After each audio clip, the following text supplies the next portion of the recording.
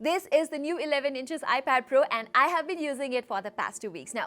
It's the first time that I bought myself a Pro lineup of iPad. I had the iPad Air before and to this day, this one has been a perfect multimedia device. But after using this device, I have been loving it so far, although this thing is quite expensive.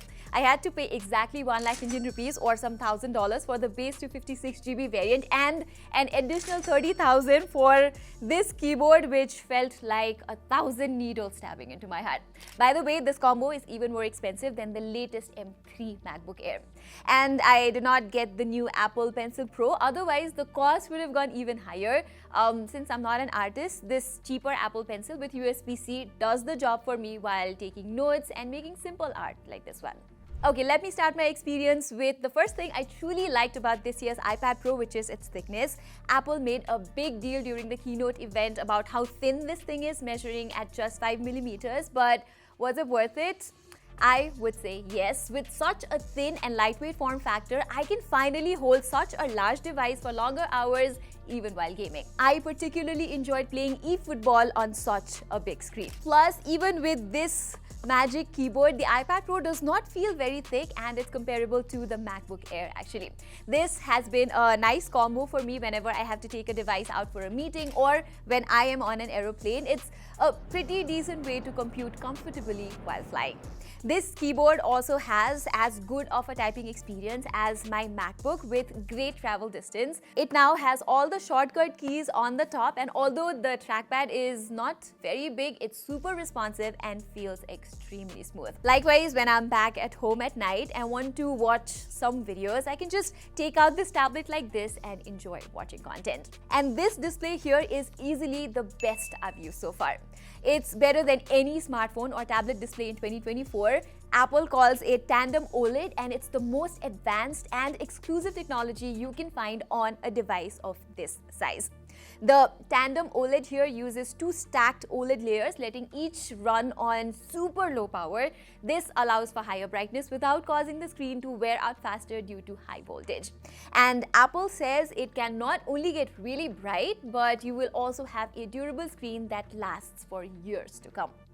I don't know about the latter, but this display here can get so bright that I have had to dial it down to 75% most of the time. And I am super impressed with the overall quality of this screen too. I am currently binge watching Panchayat Season 3 and the details, the color rendition here is superb. Compared to my older iPad Air, you can easily see how deep the black levels are, plus the UI is very, very smooth. The iPad Pro supports both HDR10 and Dolby Vision as expected, but its speakers are remarkably... Much later. The iPad Pro supports both HDR10 and Dolby Vision as expected, but its speakers are remarkably good, even comparable to the 14-inch MacBook Pro.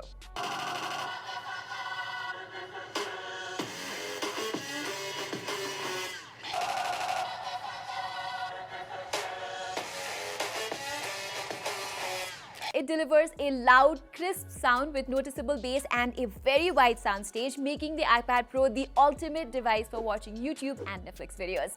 It simply does not get any better than this. The minimum brightness is also exceptional here at just 1 nit. The 120Hz refresh rate is also super responsive and it has just 5 milliseconds of response time. Hence, I did not notice any kind of coasting or latency issues here. You can also use this screen as a secondary display like this, and because this display is one of the most color accurate ones, I used it in the reference mode for color grading as well. The only thing that I have to nitpick here about this display is the bezels that could have been trimmed down a little bit.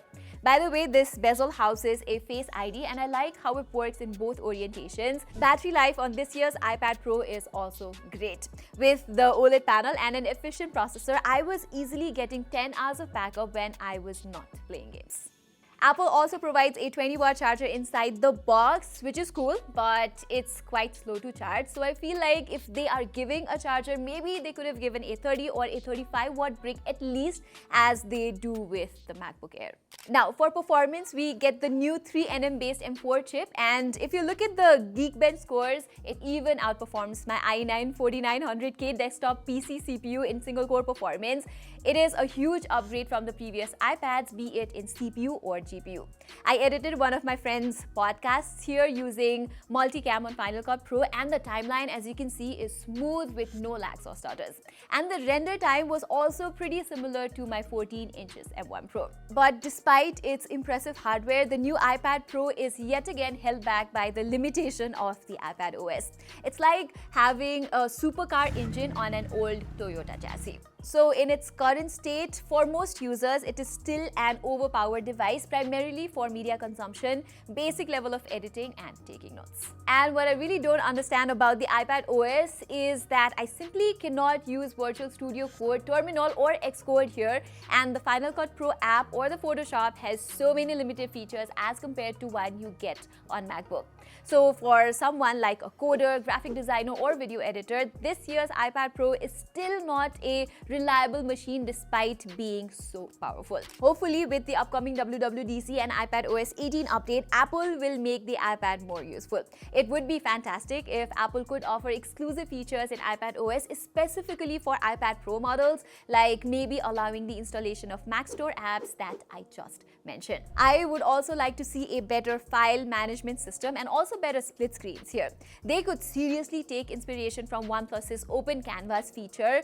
That device has a much better multitasking feature. So overall, I truly believe the iPad Pro and the iPadOS need an identity. Except for this gorgeous screen, everything that an iPad Pro does, you can do more or less the same thing with the cheaper iPad Air. I feel sorry for the Apple engineers here. They are providing such top-class hardware, but the software is not living up to the expectations. However, if you're an artist, this is a great device to have.